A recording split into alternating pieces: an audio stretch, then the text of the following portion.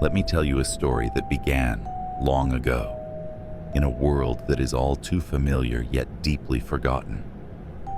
It's the kind of story that people whisper about in hushed tones, warning that some tales, no matter how fantastical, carry real consequences.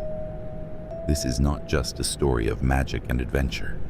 It's one of darkness, curses, and a hidden truth buried beneath centuries of folklore. This is the tale of the land of stories, but not the one you know from the books or the movies. This is the story that was never meant to be told. Our journey begins in a place where fantasy and reality blur, the eerie forests of Germany's Black Forest, where fairy tales were born, but where they've also been twisted into nightmares. The legends say that a man wearing a mask, a dark, faceless figure, has been haunting these woods for centuries, luring those who wander too deep into the trees with promises of magical worlds. But not everyone who enters these woods returns. Many believe the masked man to be a character of fiction, created by the imagination of those who wrote the land of stories. But what if I told you he was real? What if I told you that the figure who terrorizes Alex and Connor in the books was based on someone or something far more sinister? The Black Forest has always been a source of mystery.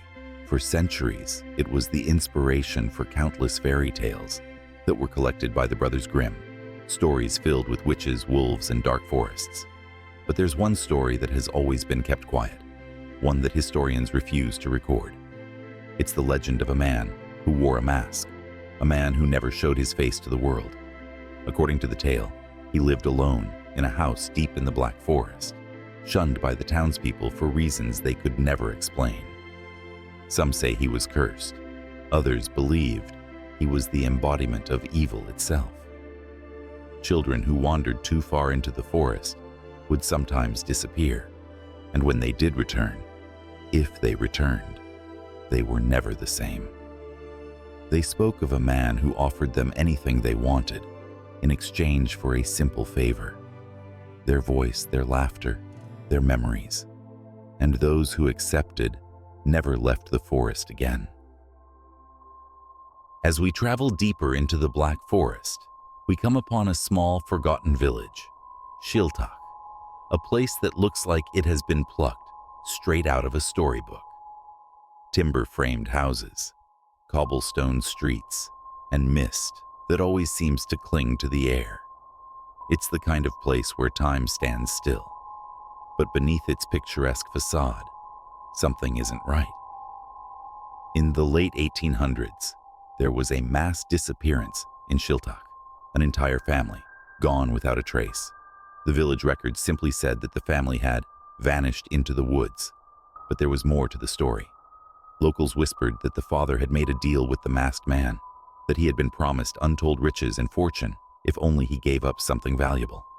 No one knew what that was until the family disappeared.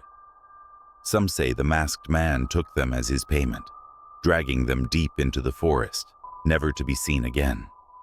Their house still stands, abandoned for over 100 years, rotting beneath the weight of its cursed history. And yet, some say if you visit it late at night, you can still hear the voices of the family calling for help. Fast forward to today.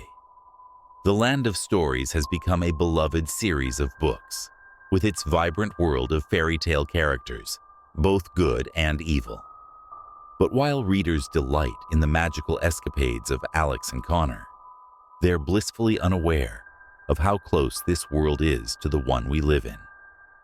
What if the masked man isn't just a villain in a story? What if his presence extends beyond the pages? In 2021, a group of young filmmakers decided to explore the real Black Forest to create a documentary about the origins of fairy tales. They set up camp near Shiltak, eager to capture the eerie beauty of the place. But what they found was far from what they expected. On their second night in the forest, strange things began to happen. The temperature dropped suddenly, and the air became thick with fog. One of the crew members swore they saw a figure watching them from the trees. A man, standing perfectly still, wearing a mask. The others laughed it off as nerves, but as the night wore on, the figure came closer, appearing just at the edge of the campsite, never moving, never speaking. In the morning, one of the crew members was missing. They searched for hours, calling his name, but there was no sign of him, except for a mask lying in the middle of the campsite. The crew abandoned the project, but the footage they captured still exists. In the final frames, you can see the masked figure, barely visible, lurking in the shadows. Here's where things get even stranger. After returning home, one of the filmmakers, a woman named Emily, began to experience bizarre dreams. Dreams in which she was trapped in a world filled with familiar characters: Cinderella, Red Riding Hood, and the Evil Queen.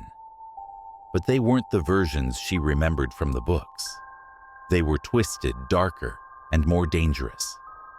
In these dreams, the masked man was always there, watching, waiting, whispering promises of power, if only she would follow him.